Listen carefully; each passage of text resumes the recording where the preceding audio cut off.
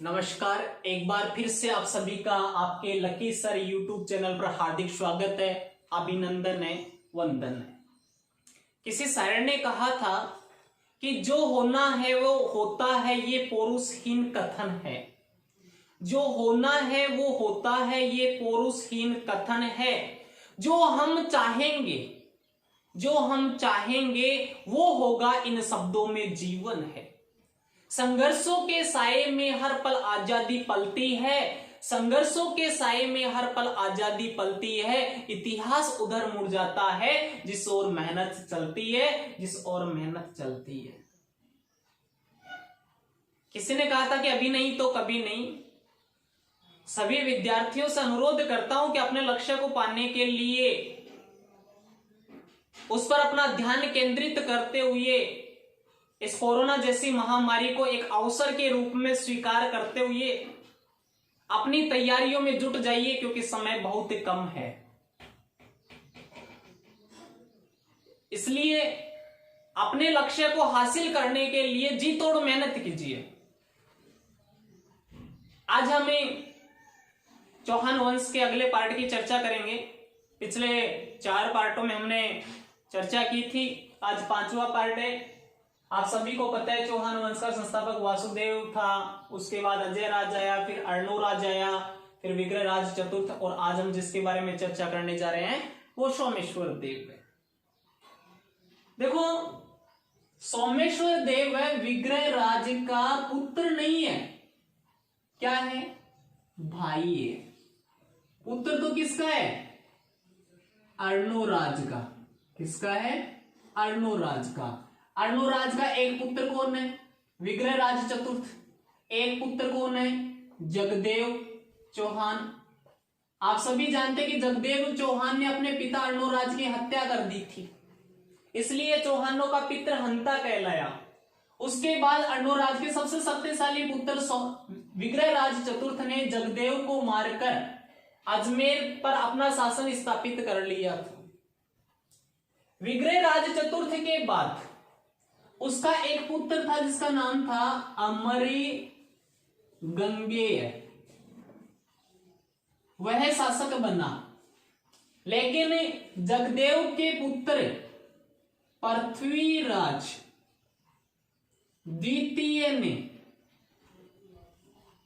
इसे पराजित कर दिया और स्वयं शासक बन गया और 2 वर्ष तक शासन किया। किंतु उसके बाद उसकी भी मृत्यु हो गई और अजमेर का सिंहासन शून्य हो गया, वहां का कोई उत्तराधिकारी नहीं रहा था। ऐसी स्थिति में चौहानों के मंत्रियों और सामंतों ने सोमेश्वर देव चौहान को अजमेर का शासन संभालने के लिए कहा था। देखो, अर्णोराज की मृत्यु के बाद सोमेश्वर देव ने अपने जीवन का कुछ भाग चालुक्य वंश के शासक जिसका नाम था कुमारपाल, क्या नाम था? कुमारपाल, उसके दरबार में अपना जीवन व्यतीत किया था। एक बार क्या हुआ कि जब कुमारपाल ने कोंकण के स्वामी, किसके स्वामी? कोंकण के स्वामी मल्लिकार्जुन, कौन है? मल्लिकार्जुन, उस पर आक्रमण किया, तो ये कहा जाता है कि उस समय सोमेश्वर देव चौहान ने अपने शत्रु अर्थात मल्लिकार्जुन के हाथी पर कूदकर शत्रु का वध कर दिया था। ऐसा चौहान वीर था सोमेश्वर। चर्चा करते हैं हम कि किस प्रकार से शासक बना था। विग्रहराज चतुर्थ के बाद अमरगंगे शासक बना, फिर पृथ्वीराज शासक बना, लेकिन इसकी मृत्यु के बाद चौहानों के सिंहासन पर बैठने वाला कोई उचित उत्तराधिकारी नहीं था। तब वहां के मंत्रियों ने किसको अधिकारी बनने के लिए कहा? सोमेश्वर देव चौहान को, कि आप यहां का शासन संभालें। तभी सोमेश्वर देव चौहान ने 1169 ईस्वी में अजमेर का शासक बना और उसने 1177 ईस्वी तक शासन किया। यानी लगभग कितने वर्ष तक? 8 वर्ष तक शासन किया था। अगर विक्रम संवत की दृष्टि से देखा जाए तो उसने विक्रम संवत 1226 ईस्वी से लेकर 1234 ईस्वी तक शासन किया था और उसने अपने शासन काल में अपने राज्य में सुख एवं शांति को बढ़ावा दिया, अर्थात उसके राज्य में सुख और शांति विद्यमान थी, किसी प्रकार की कोई अराजकता नहीं फैली हुई थी।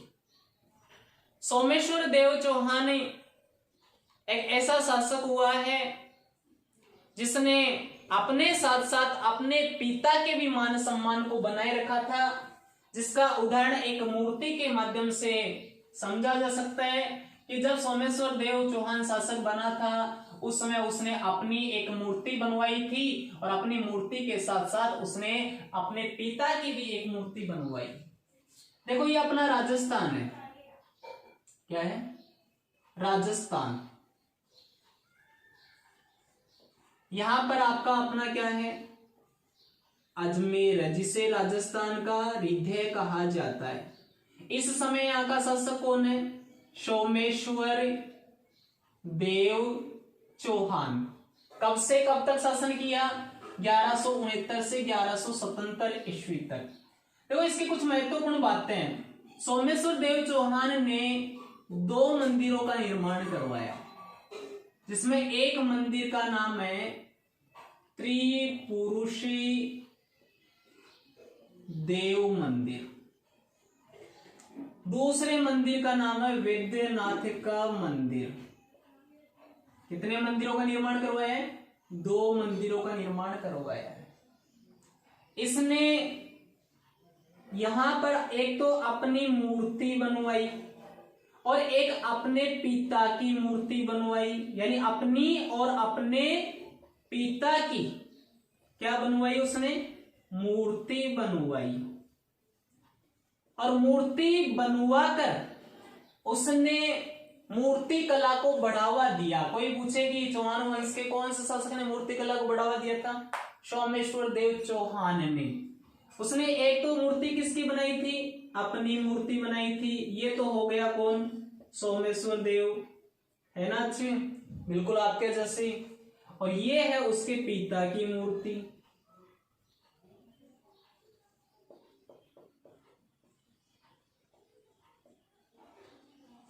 इसके अलावा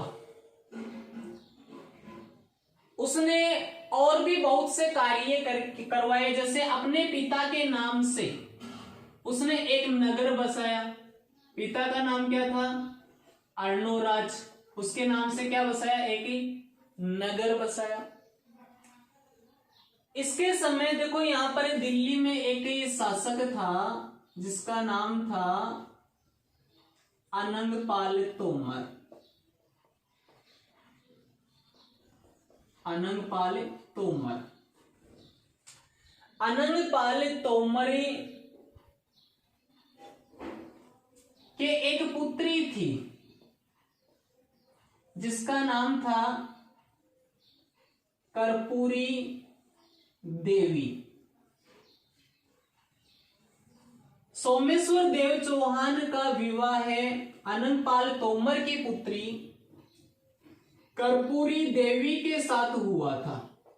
किसके साथ हुआ था? कर्पूरी देवी के साथ हुआ था, जिसके 2 संतानें हुई थी, जिसमें एक संतान का नाम तो था पृथ्वीराज